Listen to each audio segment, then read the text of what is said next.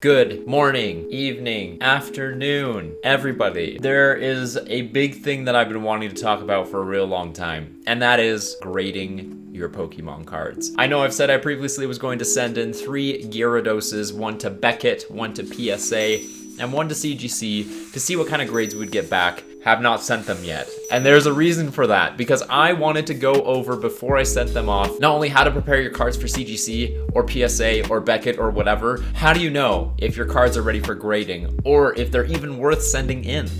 Let's answer that question today.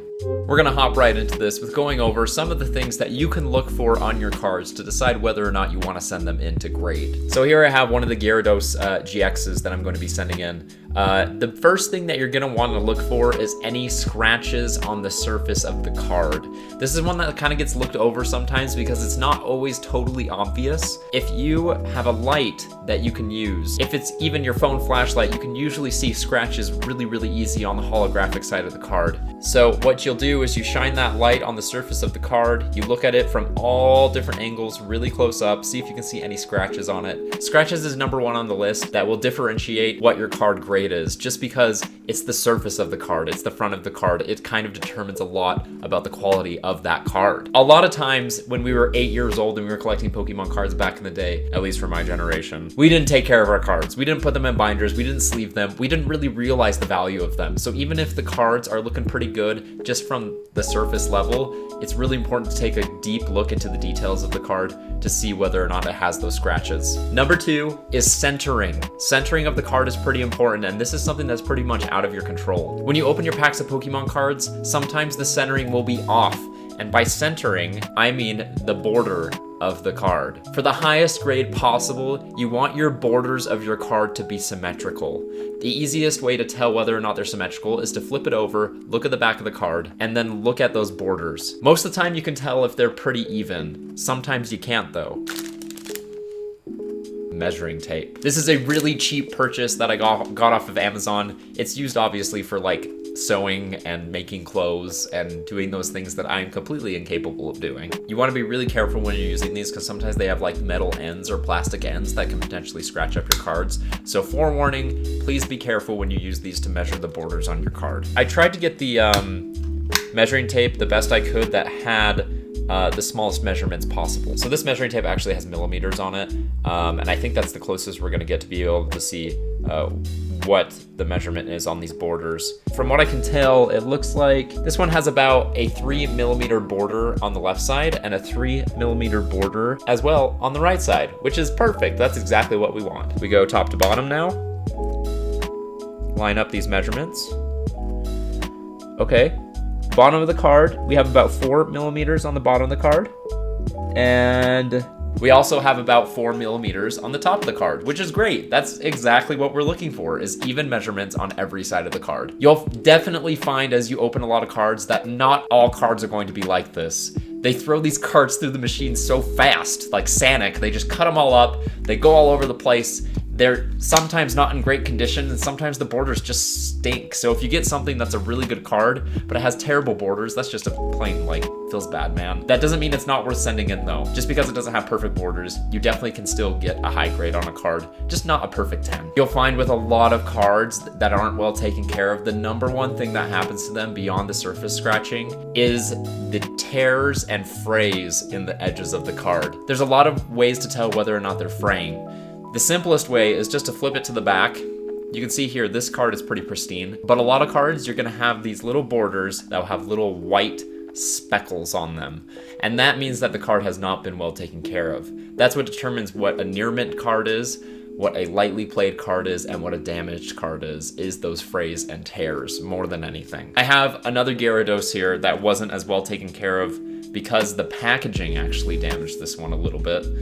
If you look at this here, you can see, if you zoom really close, right there, that is a fray. That is going to dock us points in our grading process. It may be small, but it is very mighty in the case of docking points from your grade. Try to keep your cards sleeved, if at all possible, stored somewhere extremely safe, because when little nicks like this happen, it is going to devalue your card. I mean, think about it in the ways of like a car, right?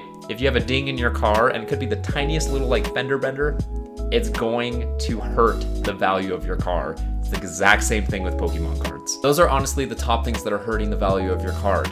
There's a lot of ways, obviously, to protect your card. You can go watch one of my previous videos where I go over some of those things that you can buy to protect your cards that are cheap. I understand that there's a lot of people that love collecting Pokemon cards purely for the sentimental value. I think it's totally worth it to grade cards that have sentimental value to you, because once they're in an encasing from these grading companies, they're going to be protected, they're going to be safe, and you'll be able to store them safely or display them if you really want to. These display cases that they put them in are absolutely amazing. They make everything look super cool. And that's it. That is the baseline standard for deciding whether or not your cards are ready for grading. Definitely grade the cards that you cared the most about or that are worth the most. And that is all I'm going to say on grading today, because I know there's probably a lot of you that are saying, there's so much more things that you could do. But truth be told, to every single basic Pokemon collector that isn't looking to be like the most like high-tech, strategic, crazy grader, this is just the best of the basics, really. Now, what would a video be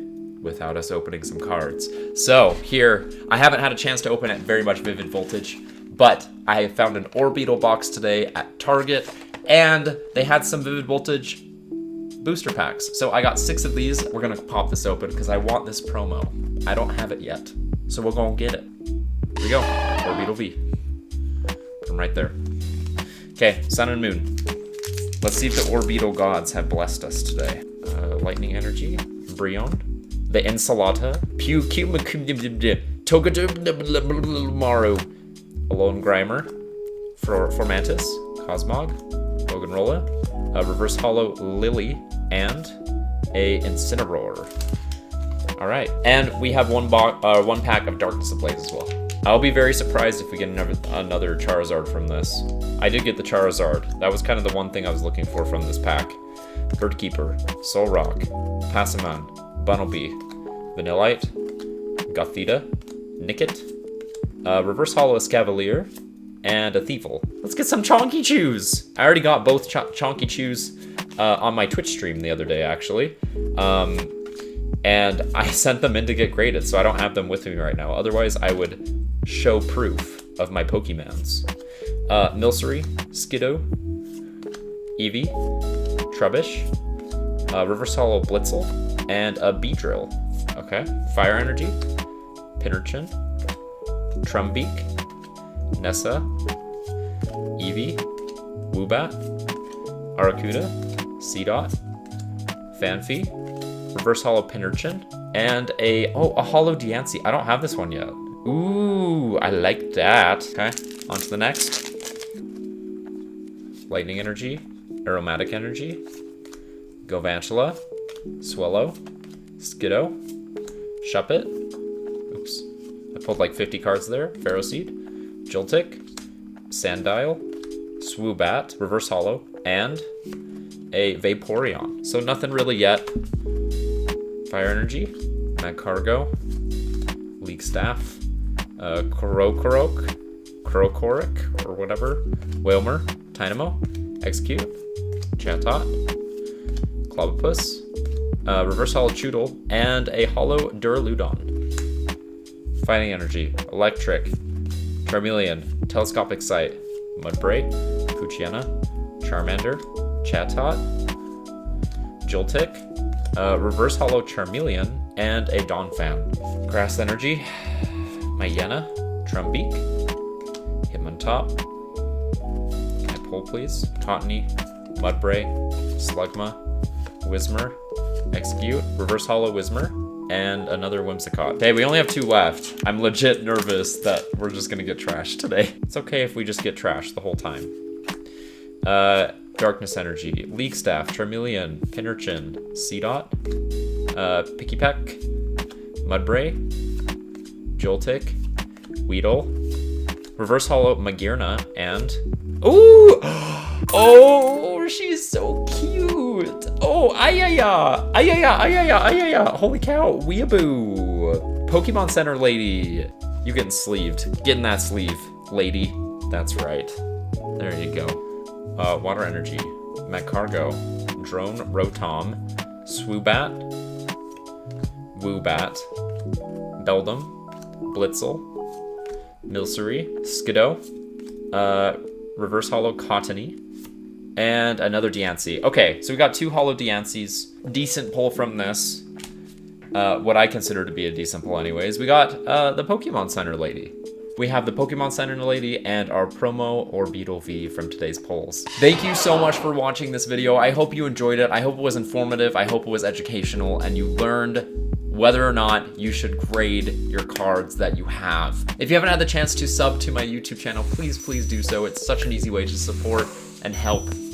Frankie, my dog, is barking. If you want to learn more about how to grade, or if you have any questions about how to grade, feel free to drop them in the comments below. I will always be checking up on these comments and responding to them as I can. And I also stream on Twitch, and I post to Twitter a lot as well. That involves a lot of stuff, not just Pokemon, but all this other gaming stuff that I do on my Twitch channel. I always incorporate Pokemon as a part of my streams. It's a big part of my life, and it's a big part of my content. And with that being said, thank you so much for watching. Happy collecting.